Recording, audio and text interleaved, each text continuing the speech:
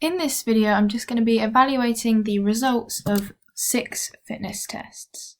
So test 1 is the sit and reach test, which focuses on measuring the flexibility of the hamstrings and the lower back.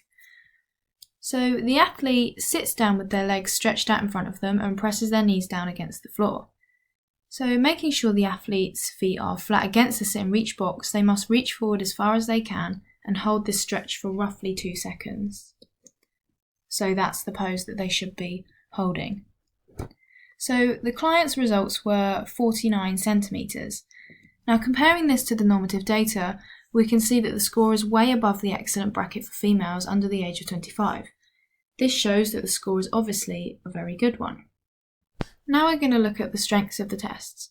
So the client ensured that they didn't have their shoes on, which made the results more reliable, as their shoes could have been thick-soled and therefore made them further away from the box. The client also ensured that they warmed up specifically before performing the test. Now this prevented potential injury to the hamstrings and or lower back. Next we've got the weaknesses or the areas to improve on. So the main weakness was that no repeats were performed. This could have helped calculate an average, so if 3 scores were taken, an average could have been calculated, and this could have given more reliable results. Okay, so finally we're just going to look at the recommendations for the client.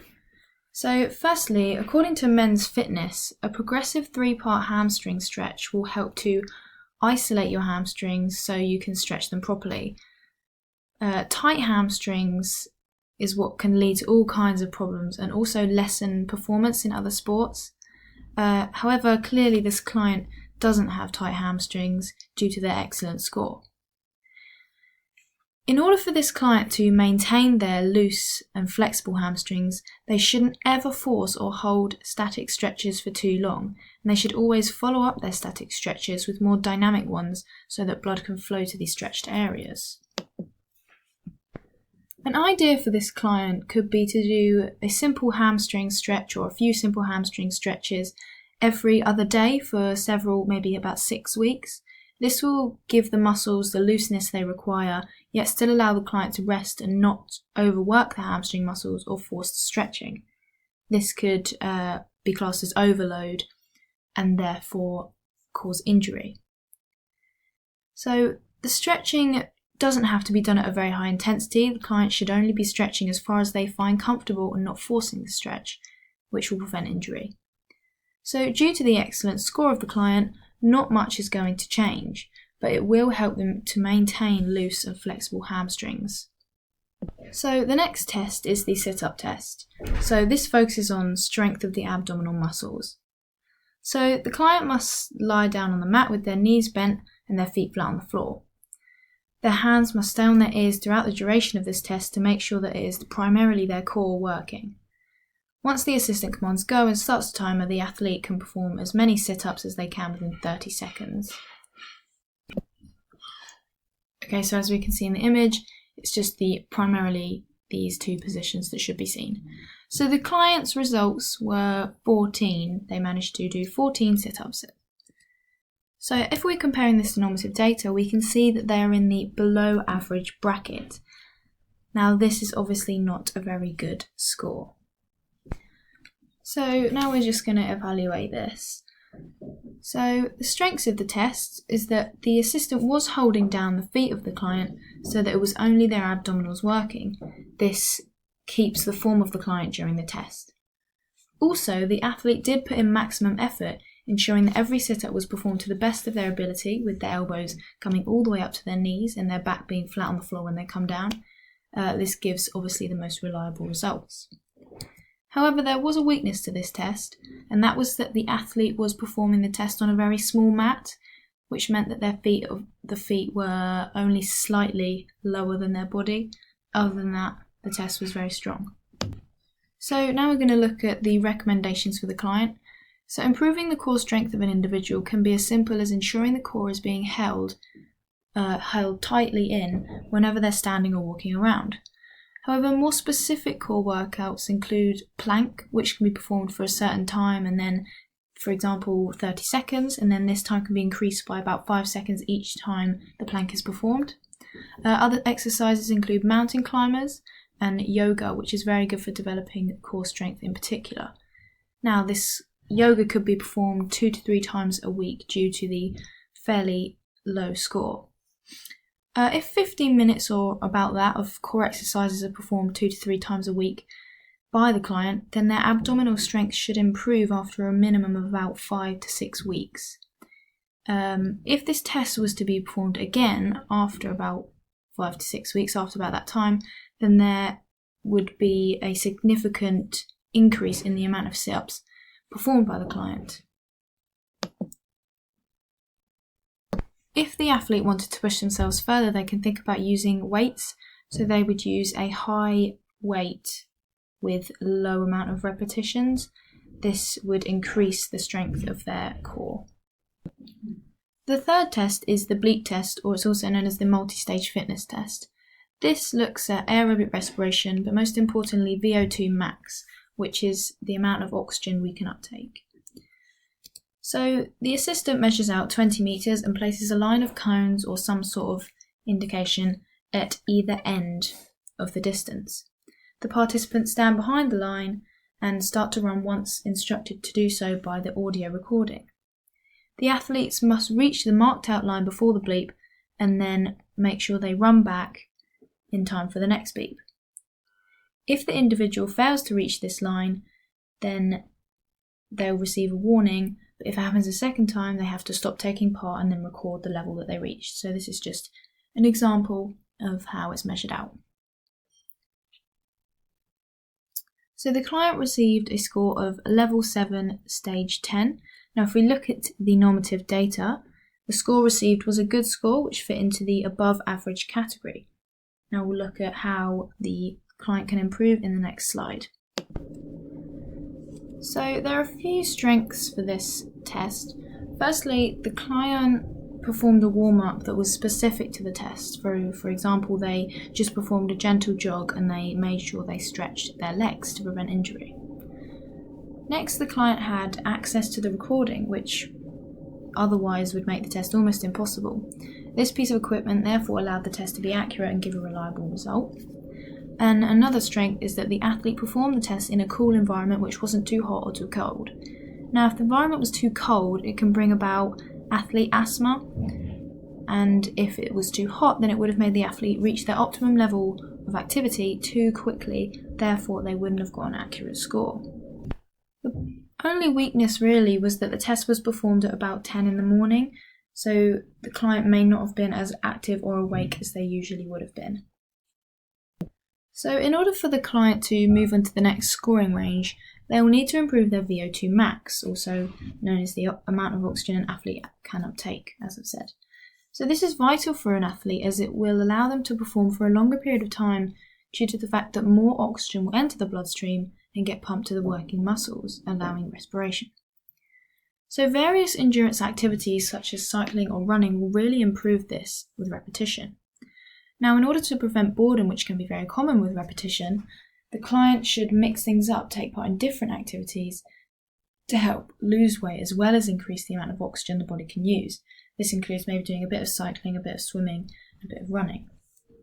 After a couple of months, maybe about 2 to 3, of performing 20 minutes or more of endurance activities a day, or on average throughout the week, there should be a definite increase in the score achieved in the bleep test if the client is sticking to this. So test 4 is the hand grip strength test, and it measures forearm and upper arm strength. So the athlete must hold the dynamometer in the hand they wish to be tested.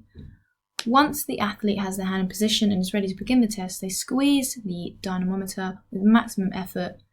A single squeeze should be held for roughly 5 seconds, and the athlete stops, their measurement is read, and then they should have a short break and do the test again. Now this is a dynamometer.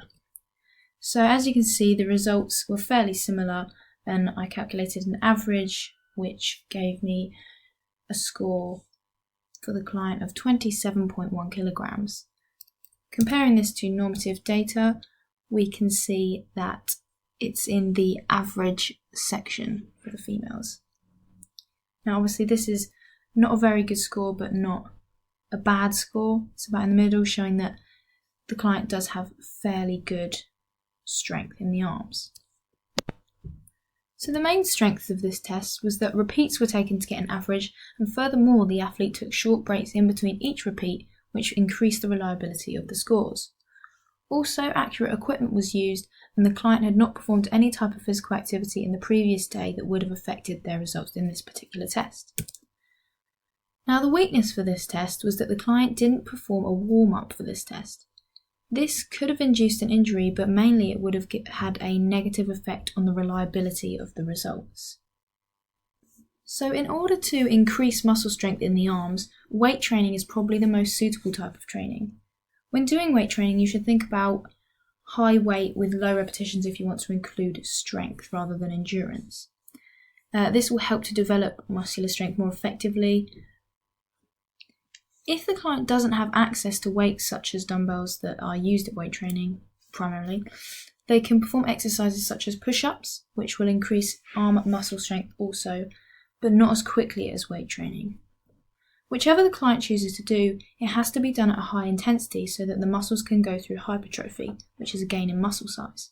Now this happens because of an increased amount of strenuous physical activity performed by a group of muscles or muscle. The client must make sure they do not perform weight training, however, more than 4 times a week. That's the absolute maximum. This could cause damage to the muscle tissue, so they should ensure they have at least 2 to 3 rest days a week so that the muscles have time to rest and recover. The 5th test is the 35-meter sprint test, which focuses on anaerobic respiration, also sprint acceleration and potentially leg power. So when the athlete finishes the warm-up, they will get into a sprint start position and wait for the assistant's commands on your marks, set and go. The athlete then sprints using maximal effort for 35 meters.